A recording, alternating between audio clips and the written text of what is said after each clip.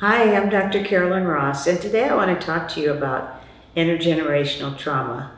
When I first became aware of intergenerational trauma, I was preparing to do a TEDx Pleasant Grove talk about the subject, and I had come to understand about intergenerational trauma by looking at my own family tree, with generations going all the way back to slavery times. And one of the things I noticed was that in every generation, we lost at least one child from depression, suicide, eating disorders, substance use disorders, and so on. So I started researching, and what I learned was really astounding.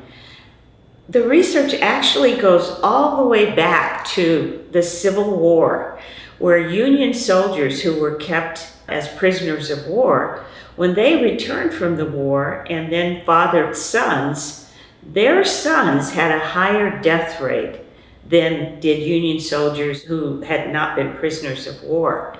And this was regardless of the fact that the sons were born after the war.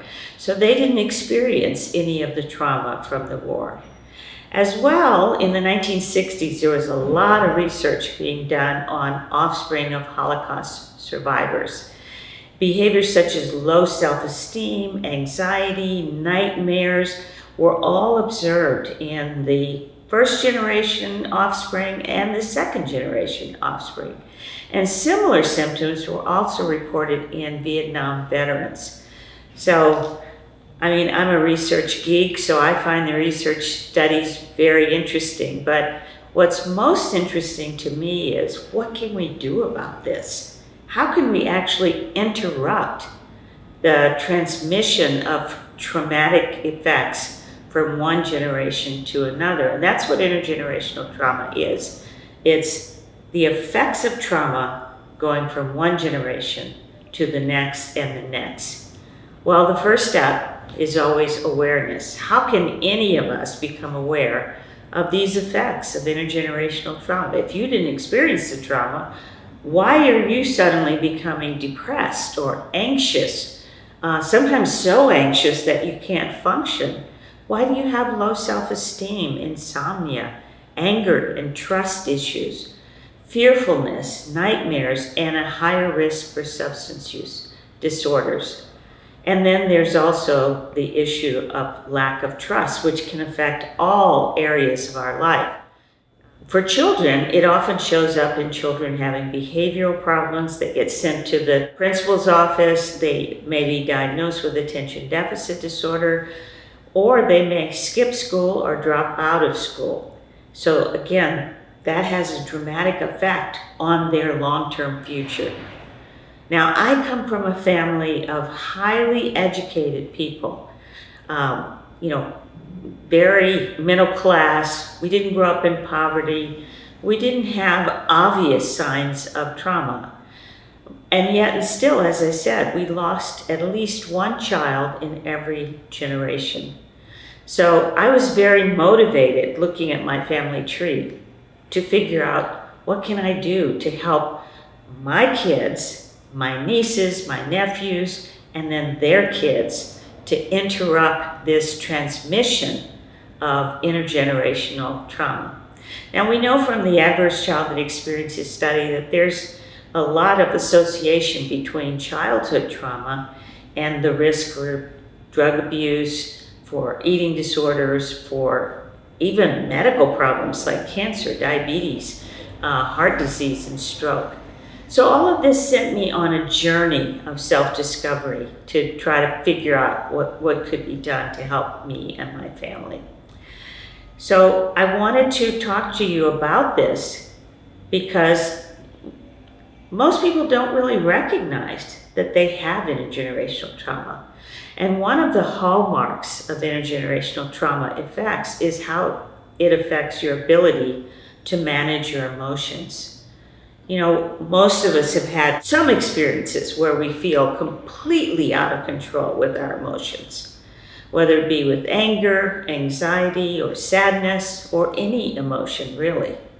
So if you've had that experience, and if it often becomes kind of a recurrent experienced in your life, and therefore has affected relationships and stuff at work and so on, where you feel you aren't in control of your emotions. That it can cause overeating, it can cause you to use substances like drinking after work because you're just so triggered. If that's happening to you, then that may be a key sign that you have intergenerational trauma in your family. And I'd like to work on that with you. And one way to learn emotional regulation is through what we call grounding exercises. Something as simple as, like, I'm sitting here with my feet on the ground. These grounding exercises can help interrupt the out of control emotions, and they can help improve depression, stress, anxiety, and other emotions that threaten to overwhelm you. So I just want to start with a very simple grounding technique. We call it the 4 square breath. So if you would just take a moment to be in a place where you won't get interrupted. You can sit comfortably in a chair, you can lay down, you can be on the floor or on a bed, whatever is comfortable for you. And just start with a deep cleansing breath in through your nose and out through your mouth.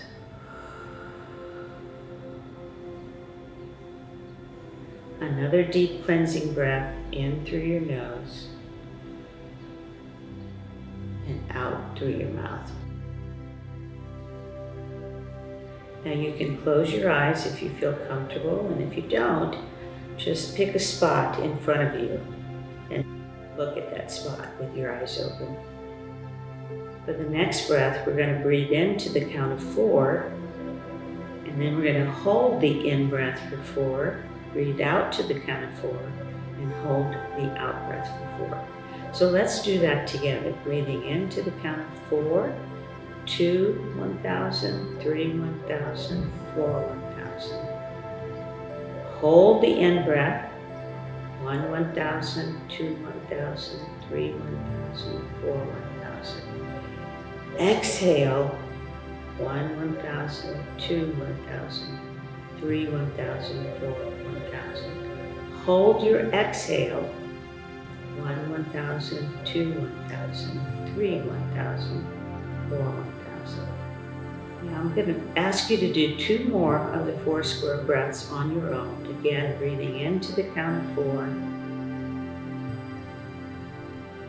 Holding your in breath for 4. Breathing out to the count of 4. Holding your out breath for 4. Just do that a couple more times on your own. Just imagine that the breath that you're taking in is like a cleansing, gentle wind coming off the ocean.